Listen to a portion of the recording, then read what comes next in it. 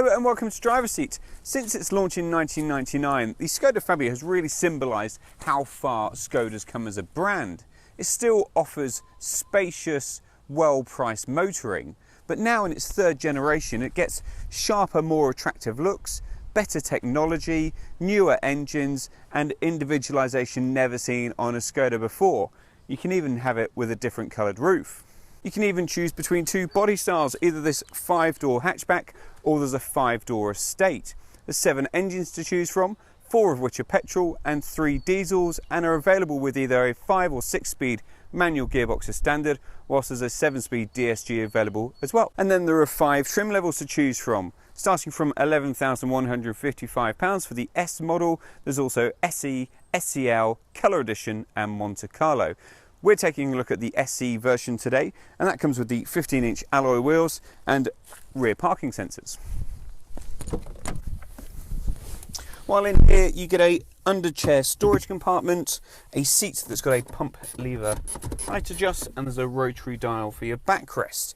S models don't get this, but S gets the adjustable steering wheel for reach and tilt. There's electric and heated wing mirrors, a leather gear knob and gear lever, whilst you get manual air conditioning as well. The 6.5-inch colour touchscreen infotainment system has Bluetooth connectivity and DAB radio. Also with the auxiliary connector down here and a smartphone, you can use MirrorLink or Apple Play, which means this thing becomes very familiar, very phone-like, and can actually have satellite navigation through your phone, but you'll need phone reception for that. Elsewhere in here I've got plenty of headroom. There's a reasonable sized door bin, a cup holder in the middle, but then there's a very small cup holder which is really only suitable for drinks out of a mini fridge. Anti-slip tray there, anti-slip tray in the middle, and one in the rear as well, which is really good, but nothing's covered to keep your valuables safe when you're not in the car, so you'll have to make sure you clear out each time, whilst there's actually a very decent sized glove box.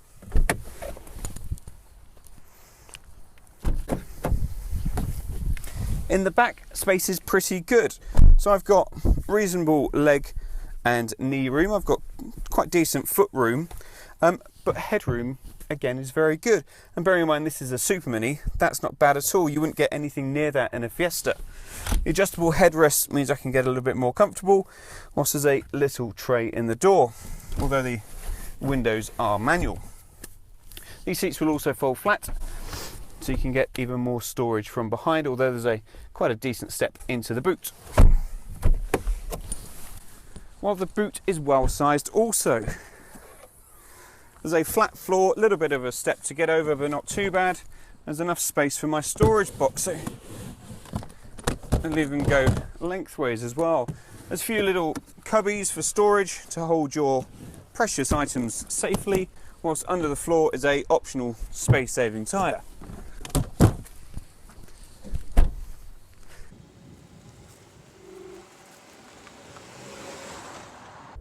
So the SE is available from £13,375. This model has the special red paint and that space-saving tyre, so add 280 quid onto that for this car. The entry-level petrol options are from a 1-litre MPI engine developing either 60 or 75 PS. At best, they'll deliver 60.1 mpg and emit 106 grams per kilometre. There's a new 1-litre 3-cylinder TSI engine to replace the 1.2 litre, and that's available with outputs of 95 and 110 PS. Again, at best, that'll return 65.7 miles per gallon and emits 99 grams per kilometre of CO2. On the diesel front, there's a 1.4 litre TDI, which is available in 75, 90 or 105 PS outputs, with the best returning 74.3 mpg and emitting 100 grams per kilometre of CO2. This car's got the 5-speed manual gearbox, which is alright. It's a little bit notchy, but hasn't got too long a throw, and is quite light between gears. There's also a clutch that's light to depress, so the whole process is pretty easy. There's no doubting that the Fabia's set up more for comfort than sport, and that's just fine. I think if you're a young family looking for an affordable car with lots of space and a comfy ride, this is it. Equally, if you're a little bit older in years and want something that's easy to climb in and out of, again, with a comfy ride, space for the grandkids in the back, then the Fabia ticks a lot of boxes. However, if you want a little bit of fun, it can deliver. Yes, it rolls into corners, but not too dramatically, and grips on really well. So it's a lot of fun, and especially with these small capacity engines, they make a lot of noise and it's really entertaining. In fact, I get more joy out of driving something like this than I do, say, an Audi A5 nowadays, because they're such serious vehicles that you struggle to have as much fun as you can in chucking around a little supermini. That's not to say that the Fabia can rival a Fiesta for drivability, because it can't. The Fiesta is nigh on perfect. But if you want something that's comfortable and spacious, then between this, maybe a Honda Jazz, or particularly a Citroen C3, then that's a really good selection of cars. The Fabia turns in really keenly and the steering's very accurate. It will then grip and hold on particularly well.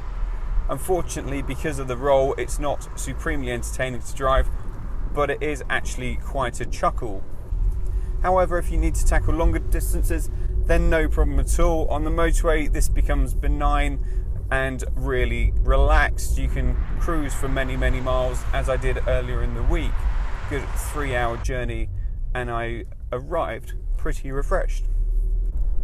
The dashboard's pretty simple. The infotainment system makes it feel quite up to date and relevant. You've got the 3 rotary dials for the aircon, although that becomes digitalized the higher you move up the trim level. And there's very few buttons to clutter or confuse you in here. The materials are hard, but they're well put together, and it feels really solid and robust here. And I'm very, very comfortable and quite happy to be in my little Fabia. The infotainment system works well. It's got the 8 shortcut buttons either side, and really doesn't take a lot to understand and get on with, whilst you've got a trip computer as well to track your progress between fill-ups.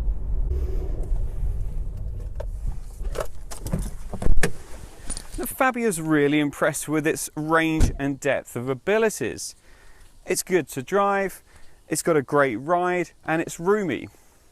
It can also be a no-nonsense, affordable supermini with the S trim, or something more flamboyant and exotic with the Monte Carlo.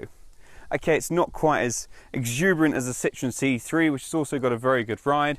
It's not as good to drive as a Ford Fiesta, and it's not quite as roomy as a Suzuki Baleno, but if you combined all those cars, it might just look just like the Fabia. Thanks for watching Driver's Seat. If you've liked today's video, remember to subscribe to the channel for free. Let us know in the comment section below what you think about the Fabia, and visit the website for the latest news and reviews.